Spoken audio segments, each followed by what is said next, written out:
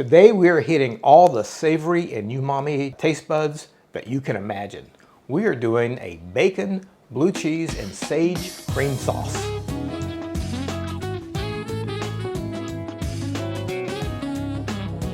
Hey guys, thanks for joining us. If this is your first time tuning in, let us know you're out there by giving us a big thumbs up below and then hit that subscribe button to make sure you never miss a video. Now, let's start cooking.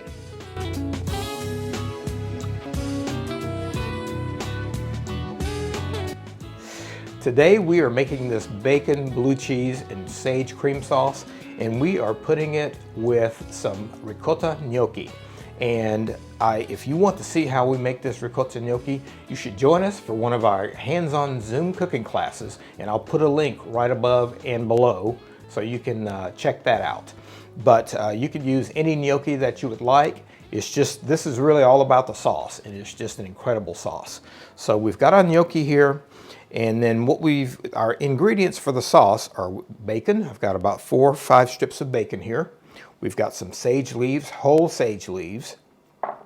Got some half of a red onion that's finely diced, really finely diced. I've got about 60 grams of butter here. And I've got, same thing, about 60 grams of blue cheese. And this blue cheese that we're using today is a blue cheese called Saint Agur. And this Saint Agur is a fantastic blue cheese. It's not like a gorgonzola. It's not quite as tart. It's very creamy. It's from the Auvergne region of France, in the southwest region of France, in the Rhone, the northern Rhone Valley area. But all this blue cheese is made in this one little town in France, and it is just absolutely fantastic. It's very creamy, so it lends itself really well to the kind of sauce that we're doing today. And we've got some heavy cream here. We're going to deglaze our pan with some white wine, some dry white wine, and then we'll add a little bit of lemon juice because we have a lot of savory stuff going on here, and so we may need to add a little bit of tartness at the end. So those are our ingredients. Let's get started. To get this recipe started, we're just going to add our bacon into a cold pan. And it's important that you put it in a cold pan because we want this bacon to cook very slowly, and we want it to render its fat and to crisp up. So that is best done starting in a cold pan and letting it render slowly. So we can turn that on. And in the meantime, we've already got some boiling water back here. We're just going to cook our gnocchis. And when you've got a ricotta gnocchi like this, this water is very gently boiling. It's I've brought it to a big boil with some salt, and now we're just going to add our gnocchis. So we're just going to put our gnocchis in, and these gnocchis are a little bit delicate, so we're just going to carefully drop them into our water. And with these gnocchis like this, the ricotta gnocchi, it's best that your water is not at a huge rolling boil. It really just needs to be at a slight boil. Okay, so we've got our gnocchis in, and I'm just gonna keep our heat down on our bacon while that cooks slowly and renders its fat. And just paying close attention to our gnocchi back here. When these gnocchi get cooked, what we're going to do is take them out, and we're just going to put them in a pan that's been drizzled with a little bit of olive oil, and we're just going to keep them warm. We've got the oven on very, very low, like 100 degrees centigrade, 220 Fahrenheit, because we don't want to cook anything in the oven. We just want to keep it warm. So when the gnocchis come to the top, they are done. So we can start taking those out.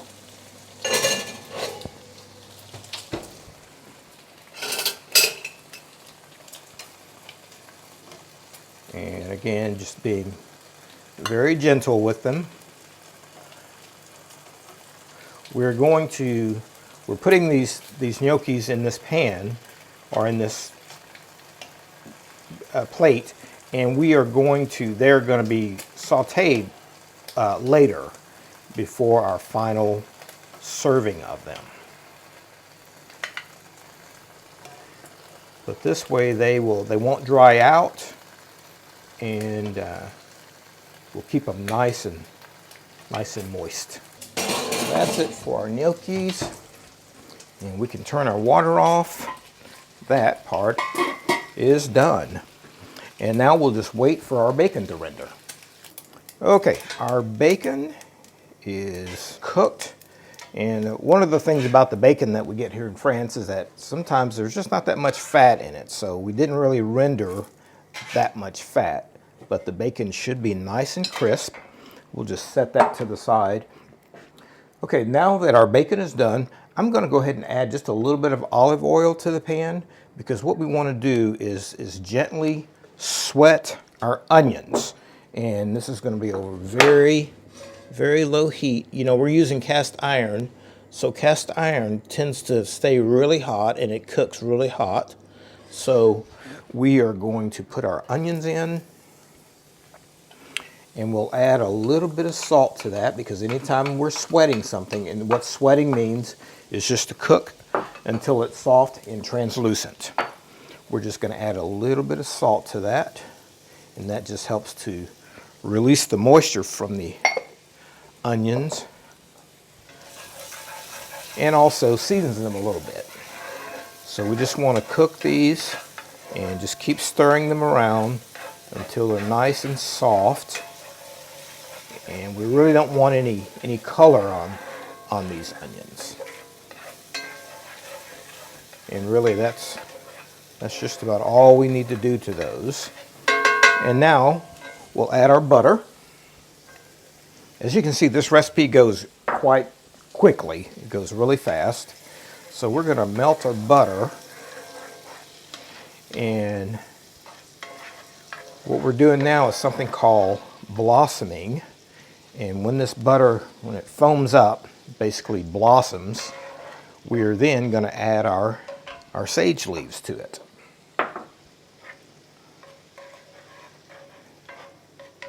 And now we can turn our heat back up, because we want to cook these, we basically want to fry these sage leaves until they get nice and crisp.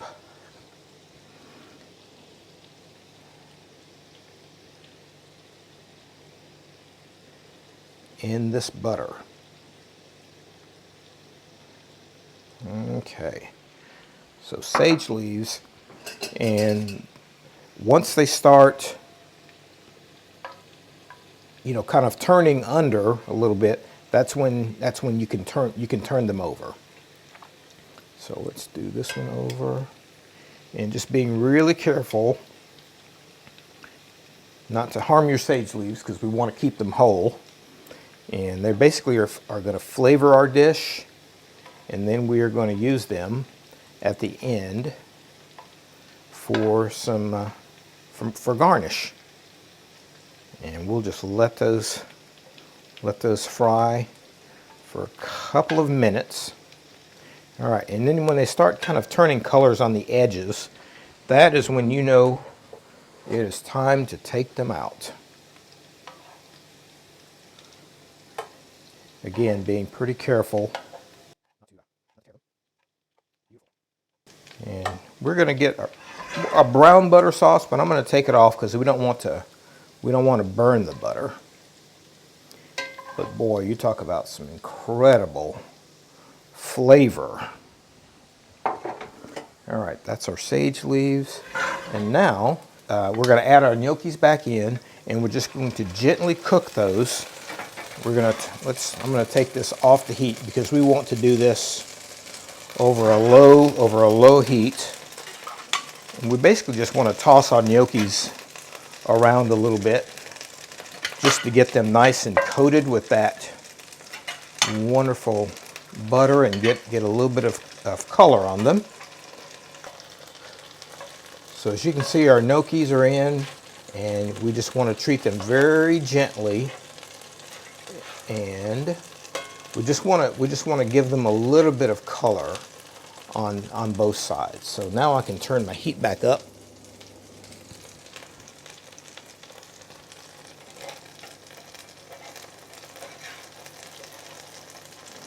just to gently color our gnocchis. And I just want to keep moving these gnocchis around so we don't, you know, nobody gets burned or gets too much color on them. By the way, the gnocchis that I'm using today are actually gluten-free gnocchis. I've made these with ricotta cheese and a gluten-free flour. And like I said, you can join our class and learn how to make these yourself. And they are very simple and very fast to come together. So now we're just letting these gnocchis cook for a little bit. And we really want to get a little color on them. Oh, nice, just like that. That's what we're going for. Just a little bit of browning.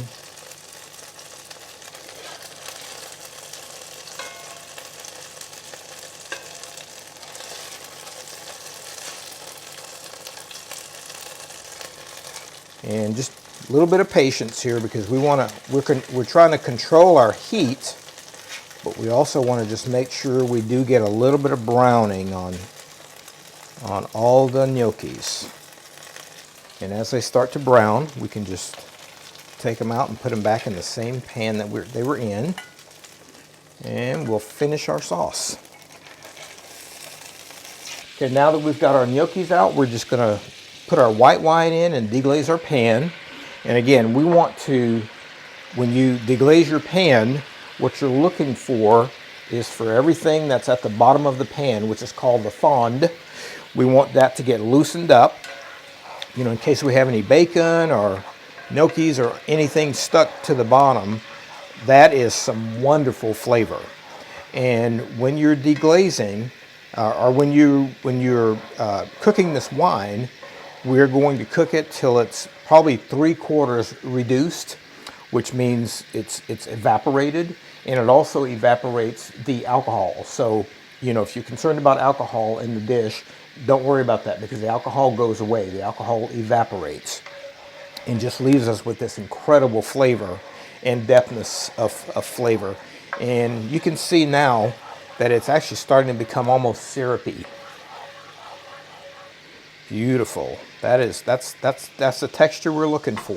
We want that nice kind of almost syrupy texture. And now once our wine gets to this point and is reduced by about 3/4, now I'm just going to go ahead and whisk in our cream, our heavy cream. It is a cream sauce, and we're going to keep our heat up fairly high.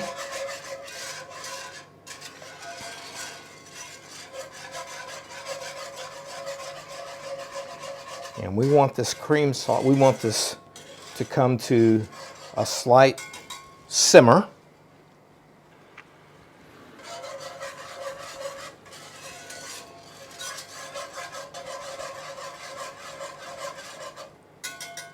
And we'll cook this for a couple of minutes because what that'll do is also reduce the cream a little bit and it will intensify its flavor as well.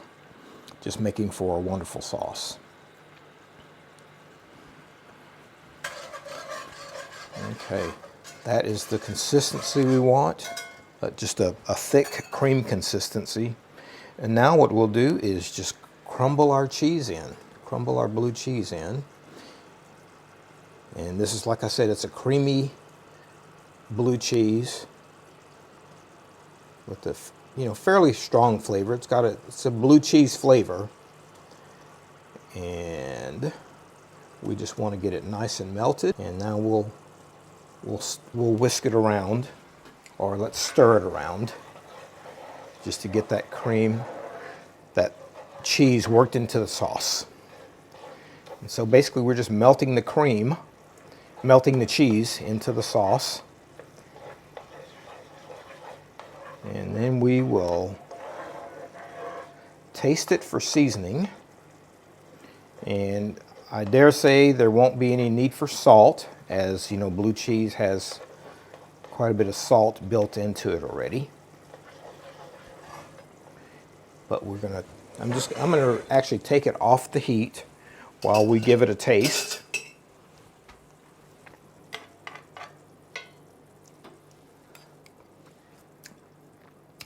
Oh, wow. It is an unusual, it's just a wonderful flavor. You can taste the blue cheese, but it's not overwhelming. It actually has a really sweet flavor, which is from those red onions, from cooking those slowly and caramelizing those onions, and the butter. And it's just, it's a flavor that you can't describe. And you know, you got a little bit of the sage flavor in there as well. So that is done. We are ready to plate this up. I have crumpled up my bacon, and what we're going to do now is we just put a little bit of sauce in the very bottom of our bowl, and we will add some gnocchis in the bowl, just like that. And you should smell this. The aroma is unbelievable. Alrighty, and let's just add a little bit of sauce onto the top. This is a very rich dish. And by the way, I did have a little bit of lemon juice that you could certainly use just in case you needed to make it a little bit more tart. But we really didn't need that, so we didn't add the juice. And we're just going to finish it with one little sage leaf right over the top. And there we have it. We've got ricotta gnocchi with a bacon, blue cheese, and sage cream sauce. All right, it is time to give this gnocchi a taste. And again, this dish would make a great starter. I'm not sure that it would be a main course, but it makes for a great starter.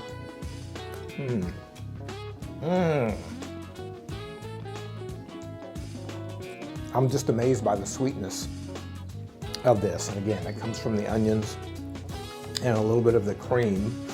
And boy, you know, I had some lemon prepared just in case. And you may want to squeeze a little bit of lemon juice over it. If it's too rich, it's quite rich. But you know, even this with just a salad for lunch would be a fantastic match. That little bacon crumble over the top. It's fantastic. Well, I hope you'll make this. Hope you like it. If you enjoyed this video, give us a thumbs up below, hit that like button, and be sure and subscribe to our channel and hit that bell so that you get notified every time we release a new video. And be sure and share and tell all your friends to tune in to Home Cooking with Chef Walter.